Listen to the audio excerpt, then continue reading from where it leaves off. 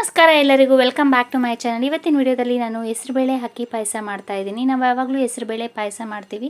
So ಅದ್ರ ಜೊತೆ ಅಕ್ಕಿ ಸೇರಿಸಿ ಮಾಡಿ ಸಕ್ಕ ಟೇಸ್ಟಿಯಾಗಿರುತ್ತೆ ಮತ್ತು ಕ್ವಿಕ್ಕಾಗೂ ಆಗುತ್ತೆ. ಇನ್ಸ್ಟೆಂಟಾಗಿ ಬೇಗನೂ ಸಹ ಮಾಡ್ಕೋಬೋದು. ತುಂಬ ರುಚಿಯಾಗಿರುತ್ತೆ ಅಕ್ಕಿ ಪಾಯಸ. ಸೊ ನಾನು ಇದಕ್ಕೆ 1 ಕಪ್ಪಷ್ಟು ಹೆಸರುಬೇಳೆ ಹಾಕ್ಕೊಂಡಿದ್ದೀನಿ. ಇದೇ ನಾವು 1 ಕಪ್ ಹೆಸರುಬೇಳೆ ತೊಗೊಂಡ್ರೆ ನಾನು ಇಲ್ಲಿ 1 ಕಪ್ಪಷ್ಟು ಅಕ್ಕಿ ಹಾಕ್ಕೋತಾ ಇದ್ದೀನಿ. ಅಕ್ಕಿ ನಾವು ರೇಷನ್ ಅಕ್ಕಿ ಹಾಕ್ಕೊಂಡ್ರೆ ಟೇಸ್ಟು ತುಂಬ ರುಚಿಯಾಗಿರುತ್ತೆ. ಅಥವಾ ನಾವು ದೋಸೆ ಅಕ್ಕಿ ಇರುತ್ತಲ್ಲ, ಆ ಅಕ್ಕಿ ಹಾಕ್ಕೊಂಡ್ರೆ ಟೇಸ್ಟು ತುಂಬ ರುಚಿಯಾಗಿ ಬರುತ್ತೆ.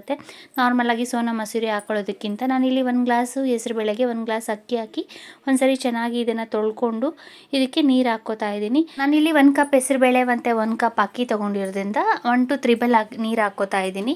ನಾವು 4 ಕಪ್ ಹಾಕ್ಕೊಳ್ಳೋ ಬದಲು ಒಂದು 6 ಕಪ್ ಹಾಕ್ಕೊಂಡ್ರೆ ಸಾಕು ನೀರು. ಒಂದು ಸ್ವಲ್ಪ ಜಾಸ್ತಿನೇ ಇರಲಿ ನೀರು, ಅಂದರೆ ಕುಕ್ಕರಿಂದ ಅದು ಹೊರಗಡೆ ಬರದೇ ಇರೋ ಹಾಗೆ ನೋಡಿಕೊಂಡು ಅಕ್ಕಿ ಮತ್ತು ಹೆಸರುಬೇಳೆ ಬೇಯಷ್ಟು ನೀರು ಹಾಕ್ಕೋಬೇಕು. ನಾನಿಲ್ಲಿ ಒಂದೇ ಒಂದು ಚಿಟಿಕೆ ಉಪ್ಪು ಹಾಕ್ಕೋತಾ ಇದ್ದೀನಿ. ಉಪ್ಪು ಹಾಕೋದ್ರಿಂದ ಪಾಯಸ ಟೇಸ್ಟು ತುಂಬ ರುಚಿಯಾಗಿರುತ್ತೆ. ಇದ್ರ ಜೊತೆಗೆ ನಾನು ಇಲ್ಲಿ 1 ಸ್ಪೂನಷ್ಟು ತುಪ್ಪ ಹಾಕ್ಕೋತಾ ಇದ್ದೀನಿ. ಇದು ಆಪ್ಷನಲ್ಲು, ಬೇಕಾದರೆ ಹಾಕ್ಕೋಬೋದು, ಇಲ್ಲಾಂದರೆ ಹಾಗೇ ಬೇಯಿಸ್ಕೋಬೋದು. ತುಪ್ಪ ಹಾಕೋದ್ರಿಂದ ಟೇಸ್ಟ್ ಚೆನ್ನಾಗಿರುತ್ತೆ ಅಂತ ನಾನು ತುಪ್ಪ ಹಾಕ್ಕೊಂಡು ಇದನ್ನು 1 ಅಥವಾ 2 ವಿಷಿಲ್ ಕೂಗಿಸ್ಕೊಂಡ್ರೆ ಸಾಕು, ನುಣ್ಣಕ್ಕೆ ಬೆಂದ್ಬಿಡುತ್ತೆ.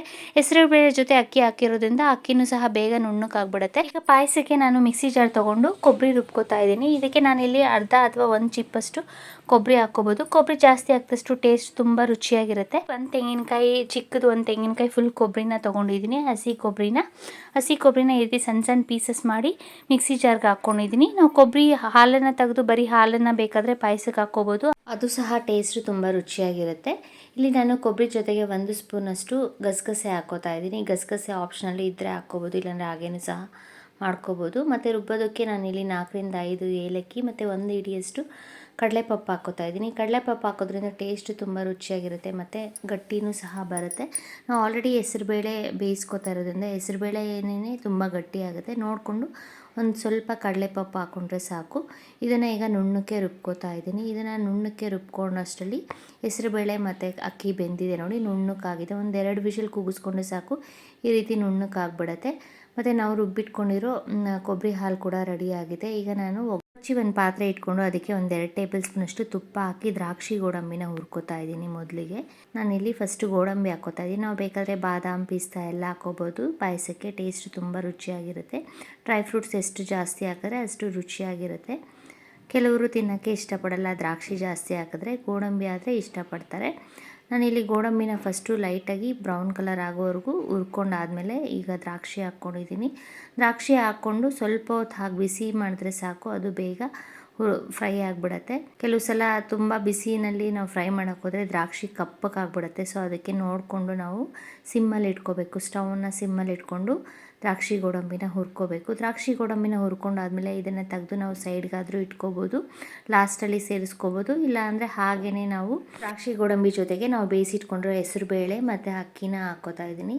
ಹಾಕ್ಕೊಂಡಾದ್ಮೇಲೆ ಇಲ್ಲಿ ನಾವು ರುಬ್ಬಿಟ್ಕೊಂಡಿರೋ ಕೊಬ್ಬರಿ ಹಾಲನ್ನು ಸಹ ಹಾಕಿ ಮಿಕ್ಸ್ ಮಾಡ್ಕೋತಾ ಇದ್ದೀನಿ. ಇದು ನೋಡಿ ತುಂಬ ಗಟ್ಟಿಯಾಗಿರೋದ್ರಿಂದ ಮಿಕ್ಸಿ ಜಾರ್ಗೆ 1 ಲೋಟ ಅಷ್ಟು ನೀರು ಹಾಕಿ ನಾನು ಮಿಕ್ಸ್ ಮಾಡಿ ಹಾಕ್ಕೋತಾ ಇದ್ದೀನಿ.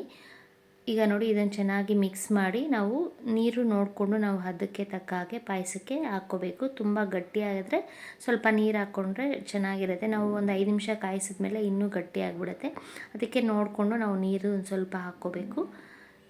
ನಾವು ಅಕ್ಕಿ ಮತ್ತು ಹೆಸರುಬೇಳೆ ಬೇಯಿಸ್ಕೊಂಡಿದ್ವಲ್ಲ, ಅದಕ್ಕೆ ಕುಕ್ಕರ್ಗೆ ಒಂದು ಸ್ವಲ್ಪ ನೀರು ಹಾಕಿ ನಾನು ಇಲ್ಲಿ ಮಿಕ್ಸ್ ಮಾಡಿ ಇನ್ನೊಂದು ಸ್ವಲ್ಪ ನೀರು ಹಾಕ್ಕೊಂಡಿದ್ದೀನಿ. ಇದನ್ನು ಈಗ ನಾವು ಒಂದು 5 ನಿಮಿಷ ಕುದಿಸ್ಕೋಬೇಕು. ಈಗ ನಾವು ನೀರು ಹಾಕಿದ್ಮೇಲೆ ಮಿಕ್ಸ್ ಮಾಡಿ ಇದಕ್ಕೆ ನಾನಿಲ್ಲಿ 1 ಕಪ್ಪಷ್ಟು ಬೆಲ್ಲ ಹಾಕ್ಕೋತಾ ಇದ್ದೀನಿ. ಬೆಲ್ಲ ನಾವು ರುಚಿಗೆ ತಕ್ಕಷ್ಟು ನೋಡ್ಕೊಂಡು ಹಾಕ್ಕೋಬೇಕು. ನಾನಿಲ್ಲಿ 1 ಉಂಡೆ ಬೆಲ್ಲನ ಹಾಕ್ಕೊಂಡಿದ್ದೀನಿ. ಬೆಲ್ಲನ ಹಾಕಿ ಚೆನ್ನಾಗಿ ಒಂದು 5 ನಿಮಿಷ ಕುದಿಸ್ಕೊಂಡ್ರೆ ಬೆಲ್ಲ ಕರಗಿಬಿಡುತ್ತೆ. ಬೆಲ್ಲನ ಪುಡಿ ಮಾಡಿ ಹಾಕ್ಕೊಂಡ್ರೆ ಬೇಗ ಕರಗುತ್ತೆ. ಅಲ್ಲಿ ನಾವು ಬೇಕು ಅಂದರೆ 1 ಸ್ಪೂನಷ್ಟು ತುಪ್ಪ ಹಾಕ್ಕೋಬೋದು. ನೋಡಿ ಈಗ ಅಕ್ಕಿ ಹೆಸರುಬೇಳೆ ಪಾಯಸ ರೆಡಿಯಾಗಿದೆ. ತುಂಬ ಗಟ್ಟಿಯಾಗಿರಬಾರ್ದು. ಹೆಸರುಬೇಳೆ ಅಕ್ಕಿನ ಕುಕ್ಕರಲ್ಲಿ ಹಾಕಿ ಬೇಯಿಸ್ಕೊಂಡಾಗಲೂ ಅಷ್ಟೇ, ಅಕ್ಕಿ ಸ್ವಲ್ಪ ಅದು ಅನ್ನ ಬಾಯಿಗೆ ಸಿಗ್ತಾ ಇರೋ ಥರ ಇದ್ದರೆ ಪಾಯಸ ಟೇಸ್ಟು ತುಂಬ ರುಚಿಯಾಗಿರುತ್ತೆ. ಟೇಸ್ಟಿಯಾದ ರುಚಿಕರವಾದ ಅಕ್ಕಿ ಹೆಸರುಬೇಳೆ ಪಾಯಸ ರೆಡಿಯಾಗಿದೆ. ನಾನು ಮಾಡೋ ವಿಡಿಯೋಸ್ ನಿಮ್ಗೆ ಇಷ್ಟ ಆದರೆ ಲೈಕ್, ಶೇರ್, ಸಬ್ಸ್ಕ್ರೈಬ್ ಮಾಡಿ. Thank you.